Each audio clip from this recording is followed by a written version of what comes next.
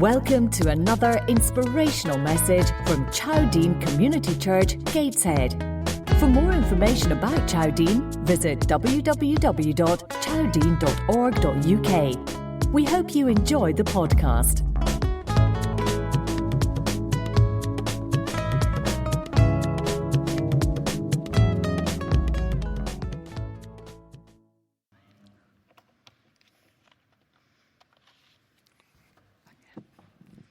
Good morning, church. Can you hear me okay? Yes, that's always a good start. Whenever you prepare to talk on a Sunday, there's always a little bit of doubt at the back of your mind about whether what you're going to say is relevant or it will help somebody. But it was quite encouraging to me as we started the service when Lorraine read what she did from Isaiah and also the songs that were chosen, because you couldn't have picked anything more suitable for what I'm going to talk about. So actually, for me, it was a huge encouragement. So thank you very much indeed. Over the past few weeks, we've been looking at some of the stories and incidents that have been recorded in the book of Mark. I hope you've enjoyed looking at them afresh just as much as I have. Last week, we heard about the woman who was healed from a horrible affliction just by touching the hem of Jesus' cloak, as well about a child who was raised from the dead. And I agree with Corinne. Wasn't it lovely to realise just how human Jesus could be and how real, when actually the thing that he said was, "Give us something to eat." I thought that was such a lovely touch. I've enjoyed looking anew at some of these stories as well, and I've enjoyed getting to know Mark, the writer behind it all. Each of the gospel writers has a different take on things. They bring something new to the table. They each have a new angle, if you like, on a story. And a study I recently read just on Mark himself suggests from reading the gospel that he's shown himself actually to be quite a character. He's shown himself to be an energetic servant of Christ, quite impulsive, hasty, zealous, friendly, cooperative, and humble and honest. And I think he reminds me, some of those characteristics, of the disciple Peter, who I have to say is one of my all-time favourite characters in the Bible. Mainly because he was so real, he was so enthusiastic and earnest, but he always seemed to get things wrong, and I sometimes feel an affinity with him. Well, in the story we're going to look at today, Mark tells us of an amazing miracle that we have fondly named a picnic in the countryside, but it was far from easy. I don't know about you, but I love picnics. I have always loved picnics, and probably one of my favourite things ever is to have a sausage sizzle on the beach. Any excuse for that. Now, James was introduced to this concept last year for his birthday when we did a sausage sizzle on the beach in Tray. Now, I don't know whether you can see a picture of Tray Beach coming up. That's a sausage sizzle that we did. But there should also be a picture of Tray Beach itself as well, hopefully. It was absolutely beautiful. And then there's an actual picture of James enjoying some of the fare as well. I love the whole concept of a picnic, and I love a sausage sizzle because you can smell the sausages and there's the sound and the atmosphere. That actually was quite a windy day, and I had to get one of these little disposable barbecues and an old frying pan, and then sort of managed to get a little sort of up against one of the breakers to try and keep it shielded. But it worked really, really well. And then we had a blackcurrant cheesecake with a candle stuck in it. And yes, I did sing "Happy Birthday, Poor Soul." Now, it's a little bit different this morning because we're going to be looking at the story of the feeding of the 5,000, and it can be found in Mark chapter 6, verses 30 to 44.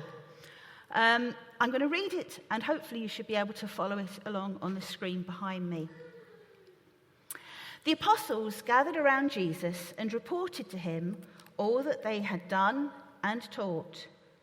Then, because so many people were coming and going that they did not even have chance to eat, he said to them, "Come with me by yourselves to a quiet place and get some rest."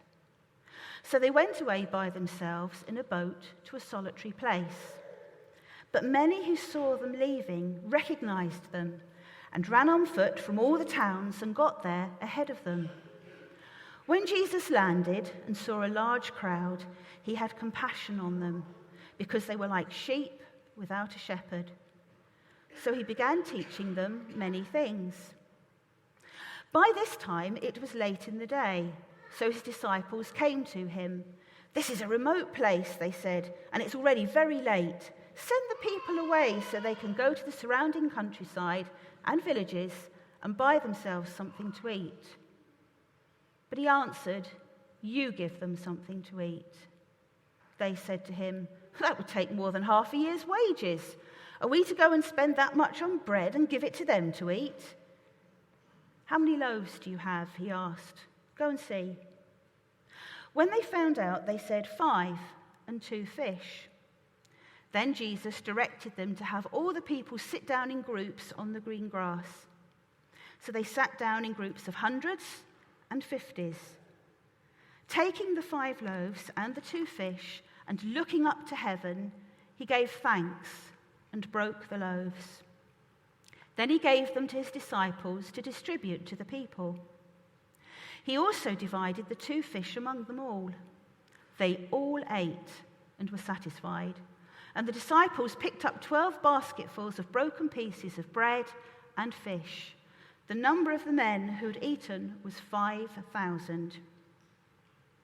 Now, I appreciate that this story is probably very familiar to a lot of you, but then again, it might be one that you've never ever heard before. Either way, I don't actually want to look at the story of the feeding of the 5,000 or the miracle itself. I want to look at the bit before the miracle. But before I do that, I would just like to take the opportunity to look at it very quickly and say, wow, how amazing was that? Now, what's a miracle? Because that's what it was. What's a miracle? Now, the definition is an extraordinary and welcome event that is not explicable by natural or scientific laws and is therefore attributed to a divine agency. An extraordinary and welcome event that is not explicable by natural or scientific laws. 5,000 people were fed by a few loaves and a couple of fish. How do we know this? Because in verse 40, it states that they sat down in groups of 50 and 100. That would have made it very easy to count the 5,000. It was a miracle that cannot and shouldn't be explained. I think that we have to be very careful not to dumb down miracles and make God appear smaller than he really is by trying to explain it away. However, I think what's really important is that we focus on what happened on that time. What's important, it says in verse 30, that the disciples had been so busy that they hadn't had even chance to eat. They may have been on a high, but all the work had taken its toll on them. They had come back from a great work that Jesus had asked them to do. He'd sent them out in pairs, and they'd done their work. It said that they had gone out and they had anointed people. They had healed people. They'd come back and they were all G'd up. They were ready to tell Jesus all about what they'd done. And they had been so successful that it says earlier in the passage that they'd really wound Herod up. Even Herod had heard about what they'd doing. So they'd come back. They were all excited. They were on a high. But what really is important, it says in verse 30, is that they'd been so busy that they hadn't even chance to eat. They may have been on a high, but all that work had taken its toll. Jesus realized this. He understood that they had been successfully working for him and that they were tired and that they were hungry. He turned around and he said to them, "Come with me by yourselves to a quiet place and get some rest." Now, some say they went on the boat just across to the other side of the Lake of Galilee, and some say they went to Bethsaida. It's not really important where they went. What is important is that the disciples probably suddenly realized just how tired they were, and it was music to their ears. Do you ever sort of keep busy all day long? We did this yesterday, and you keep going, and you keep going, and you keep going, and you suddenly sit down and you think, whew, and you realize how tired you are. Well, I think it must have been like that for the disciples. Now, I just want you to hold all of that in your mind, and we're going to pause the story at this point. Just put it on hold for a minute. Every time I come and stand here, I seem to tell you something about myself. Today is no different. I have to admit to some rather bad character traits. One of them is that I'm OCD. I like to be organised. I hate having my plans changed. I like to know what I'm doing and when I'm doing it. I think possibly it steps back to the fact that I had 4 children, and every time we went anyway, it was like this huge mammoth exercise of making sure everybody had everything and getting them into the car. And I think that made me OCD and made me very organised. But I really don't like having my plans changed. The second thing is, I'm not good if I'm woken up at night. I really like my sleep. And the children will still talk about this in family gatherings now, about how they used to lie in bed if they were poorly or didn't feel too good, there's a problem, and think, is this bad enough to wake Mum up? Just to prove a point, one of our cats once had kittens in Hannah's bed. Not on the bed, not under the bed, but in the bed with Hannah, by her feet. And she woke up and she thought, oh, what's going on? So she lifted the covers, she had a little look, and she thought, the cat's had kittens, like you do. And she put it down and she lay there and thought, is this bad enough to wake Mum up? And she came to the conclusion it was. Now, in my defence, I had 4 children, and what they all didn't realise is if they came and woke me up, I'd probably just got to sleep from the previous one waking me up. So that's my only defence. And the third thing about myself is that I'm really grumpy if I'm hungry. I'm no good if I haven't got food. Is anybody else like that with all of these things? Yeah? Oh, good. That makes me feel better. Now, another one of my many faults is that I wear my heart on my sleeve. If I'm happy, you know it, and if I'm sad, you know it. So all I'm going to say is that I would not have wanted to be around me if I was one of those disciples. Why? Because things did not go according to plan. Life threw a spanner in the works. Look at verse 32. They managed to escape in a boat to a solitary place, but the people worked out where they were going and ran ahead of them. The Sea of Galilee was not easy to navigate by boat. It still isn't. It's still known for being very tumultuous and weather affecting it quite suddenly. And there's a very good chance that although they'd gone in a boat and you'd think they'd have got there first, there was a strong headwind, and actually they arrived after all these other people. So what did they see when they got there? Thousands of people. Their hearts must have absolutely sank. They'd planned to go away somewhere quiet and have something to eat, and when they got there, it's like, really? The disciples' reaction was one of, oh no. But Jesus' reaction was way different. His heart shone out in love to the people and in compassion. The disciples, however, quite frankly, had enough. Their reaction was, it's late, tell them to go and buy food to sort themselves out. Jesus' response was, you give them something to eat. You can almost imagine their faces, can't you? Really? Really? Their response was verging on sarcastic. That would cost more than half a year's wages. They were fed up, they were tired, Their plans had been changed. Hadn't they done enough? And yet Jesus wanted more from them. Why? Because he loved those people. Plain and simple. Pause again.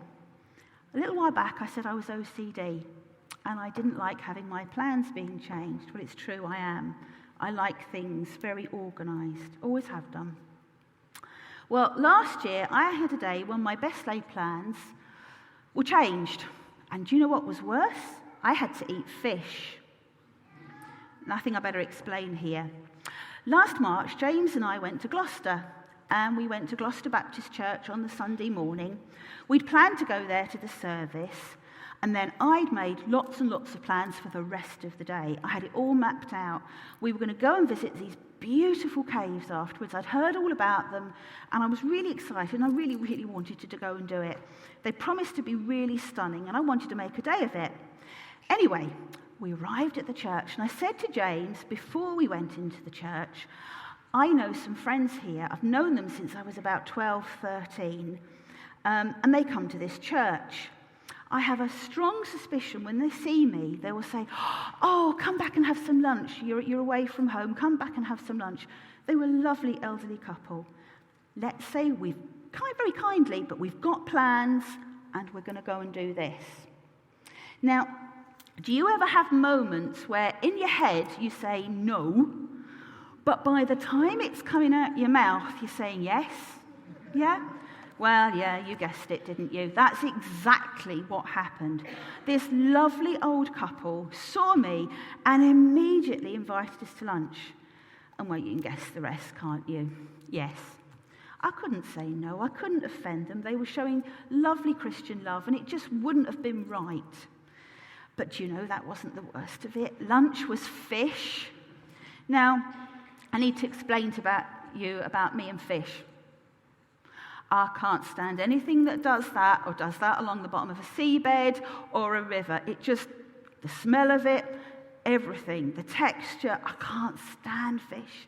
And of course, when we got back to their house, the lady said to me, oh, we've got a nice piece of fish. And my heart just sank. She said, it's all right, we'll cut it in half, but I don't think there's going to be enough. It's okay, I'll open a tin of salmon. The thing I hate even more than fresh fish is tinned fish. It's the smell of it. You know, you've got those little bones in tinned salmon. Oh. And I thought, I've got to do what I've always told my children to do. You eat what's put in front of you, and you're thankful, and you look as if you're enjoying it. Well, I tell you, this bit of fish was about that big. Now, James tells me it was actually that big, but it was that big. And I ate it. I ate all of it. I even ate the tinned salmon. And you know how you're like, and I got it all gone, and I was very proud of myself, but I didn't enjoy it. Anyway, by the time we'd had lunch and coffee, and then done a polite amount of chatting and having a look around the house and reminiscing about old things, much of the day had gone by. And I have to say, I was a bit disappointed. We had done the right thing. We couldn't hurt or offend them. But I was disappointed. I don't think I was grumpy, but I was a bit down, a bit flat, and a bit disappointed. Anyway, in true style, because he's ever the optimist, James suggested going to Gloucester to have a look round the beautiful cathedral there. So we did, and the weather was absolutely beautiful, and I'm hoping you can see a picture that was taken on the day in question, and it was absolutely beautiful. And then from there, we looked around the cathedral, we went into the cloisters, which hopefully we have a picture of. And that was the most beautiful setting you can ever imagine. The bells were playing hymns. It was just us sitting in the cloister. The people had come and gone as well. And it was truly beautiful. But what made it even more special was I turned around and James was down on one knee in front of me, and he was asking me to marry him. After that, I did say yes, by the way. After that, we went out for a meal along the harbour, and it was a beautiful restaurant. It was all lit with these little lights, and it was just absolutely magical.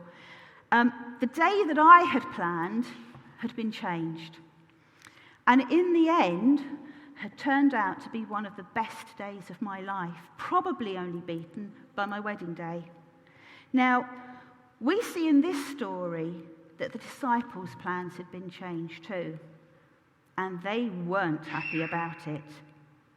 But when they trusted God, look how the situation turned around.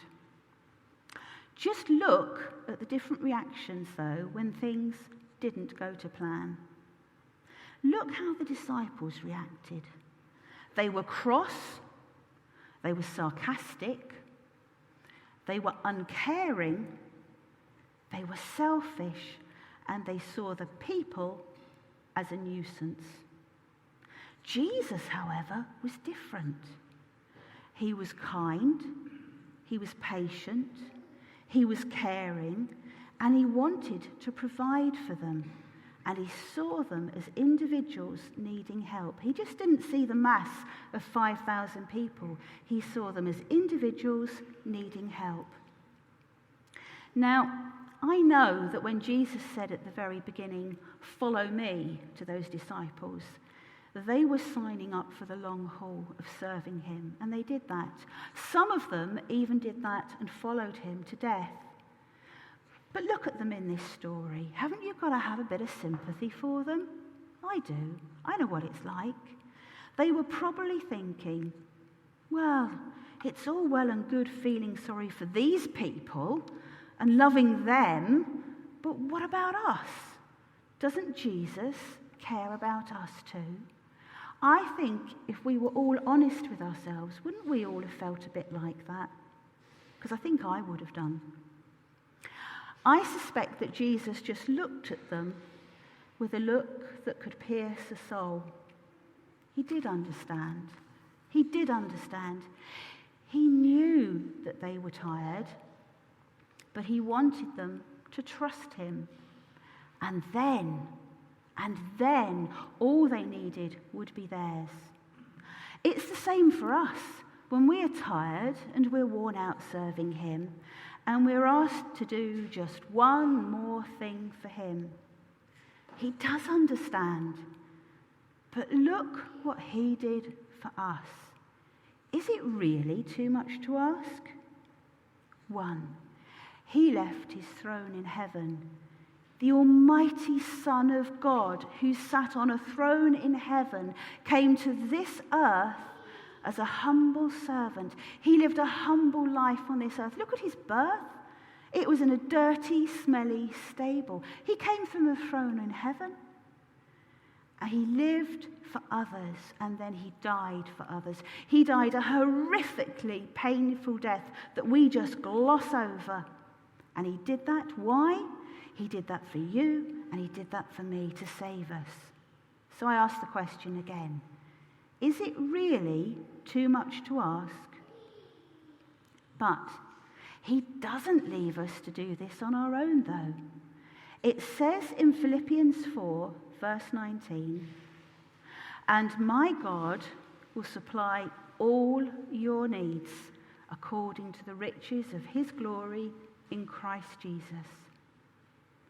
One of the key startling facts about this story is that when the disciples stopped thinking about themselves for 5 minutes and did as Jesus demanded, their own needs were met, and actually far more. They collected up 12 basket loads of food that was left over. Now that was going to be more than enough to feed them, and probably enough to feed them for a day or two after that. And it's the same with us. Jesus' way of multiplying our resources, whether that's time, skill, money, we all have been given gifts by God to be used, is to commit those gifts and commit to him, whether we've got a lot to offer or whether we've only got something small. And he will use those resources. It may not seem very much in our eyes, but God can use it for his honor and for his glory, and it will be all the more magnificent for it. They just had to trust. A bit like Moses did. Have you ever thought the Red Sea didn't part until Moses had his big toe touching that water? right up until the time his big toe touched that water, Moses was leading the Israelites straight into a certain death in the middle of the sea. But his toe had to touch the water first. He had to trust. He had to trust God and believe that his need would be met. The disciples, in just the same way, had to trust God, and even though they were tired and they were fed up and hungry and quite frankly downright grumpy, they were being asked to carry on working for him. So, as you think about this story this morning, I want to challenge each of you, and I want to leave you with a few challenges. How would you have reacted in the disciples' shoes? Would you have moaned and grumbled too because you were tired and fed up and hungry when you saw all those people? How have you reacted when you've been asked to serve God just one more time, and quite frankly you don't think you've got the strength left in you or the patience? Are you being asked by God to do just one more thing? And do you feel shattered? Do you feel tired? Do you feel worn out? And quite honestly, you don't think you can and you can't go on? Are you being asked by God to do something that might cost you? Not necessarily in money, but in your time, in your friendships, or in some other way. It might cost you something. Is he asking you to do that? And are you prepared to continue serving your God, even though your nicely laid out plans for now and the future are not his nicely laid out plans, and you just might have to change them? Are you prepared to do that? So ask us, Lorraine and Paul, to come back up. I want you to remember, in all of these situations, whether God's asking you to do any of these things, or even just to keep going, God understands. He is a God of love and compassion. Remember what it says? My God will meet all your needs according to the riches of his glory in Christ Jesus. You may be tired, you may be fed up, but he will meet all your needs. He will supply all your needs. Not necessarily everything you want, but everything you need to carry on. You just have to trust him and follow him. And just look at the possibilities. Look what can happen next. Look what happened in the story here. They trusted him, and look at that amazing miracle that Jesus had planned all along to show his power and to teach the disciples a thing or two as well. What will happen next if you just trust?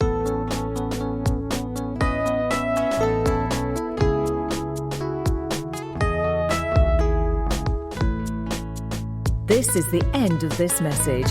We hope you enjoyed it. If you want to find out more about our church, please visit www.chowdean.org.uk. And please take a minute to rate our podcast on iTunes.